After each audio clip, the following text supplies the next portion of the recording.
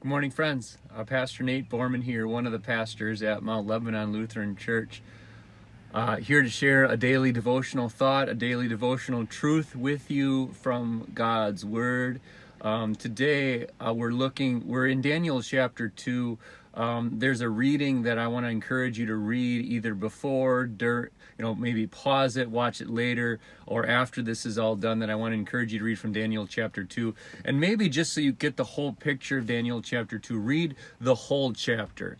We're taking it in smaller chunks right now, but I want you to see the big picture. So here's what's going on in Daniel chapter 2. The king had a dream. King Neb had a dream. We're calling him King Neb for short. He had a dream, and he told his people, you need to do two things for me. One, tell me my dream, and two, tell me what it meant, which of course is impossible. It's hard enough to explain and interpret the dream, let alone tell what the dream actually is. So all of them kind of threw up their hands in the air and said, we can't do this. And King Nebuchadnezzar said, well, tough. Then if you can't do it, you're all liars and cheats, and you're trying to scam me. So he was going to kill them all. So Daniel and his three friends, they say, okay, we have a God who knows dreams. We have a God who gives dreams. We have a God who can explain dreams. We have a God who knows the whole thing. So we're going to pray for mercy. That's what we talked about on Saturday, how they begged God for mercy in this situation. And one of the things, and then, so they prayed, and what you read about today, this is the specific reading for today. It's a really short section. What you read about today is that God answered their prayer. God told them what the dream was, and then God told them what the dream meant. And this is Daniel's response. I want to read it to you. This is chapter 2, verse 20.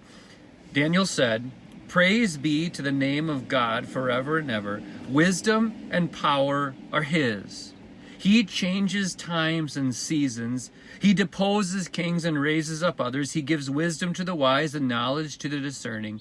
He reveals deep and hidden things. He knows what lies in darkness, and light dwells with. Sorry about that, everybody. I think I'm still here. He reveals deep and hidden things. He knows what lies in darkness, and light dwells with him. I thank and praise you, God of my ancestors. You have given me wisdom and power.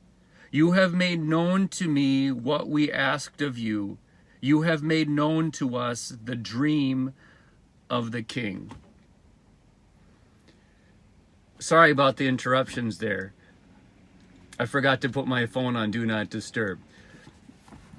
I want you to see what Daniel says about the dream. And more, I want you to see what Daniel says about his God.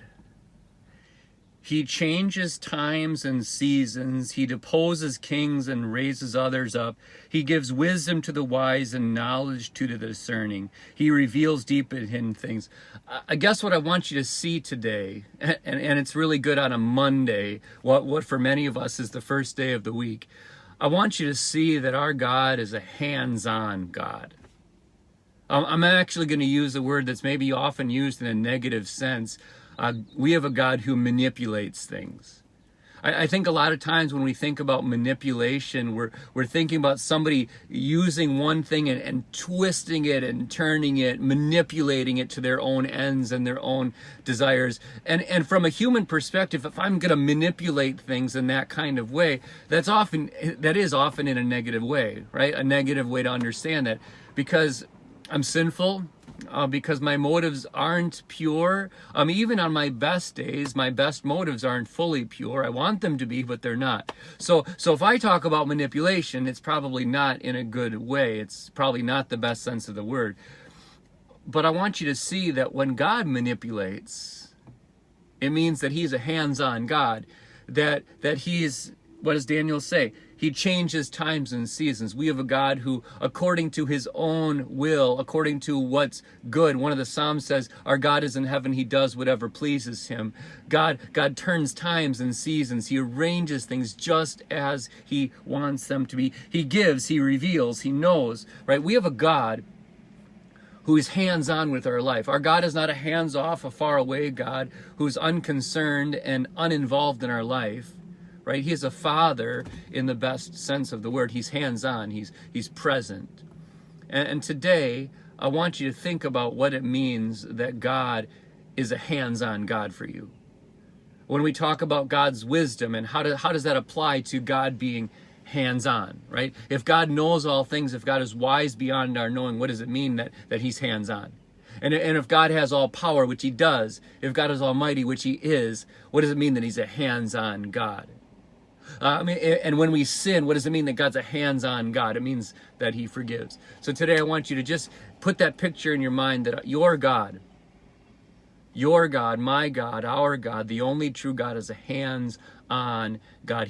He's getting involved in the affairs of our world. He's getting involved in the affairs of our life. He's getting involved. He's hands-on. He's manipulating things in the best way, in a perfect way, to save us, to redeem us, to rescue us from this world, and to bring us into his kingdom. So know this today. Your God is a manipulative God.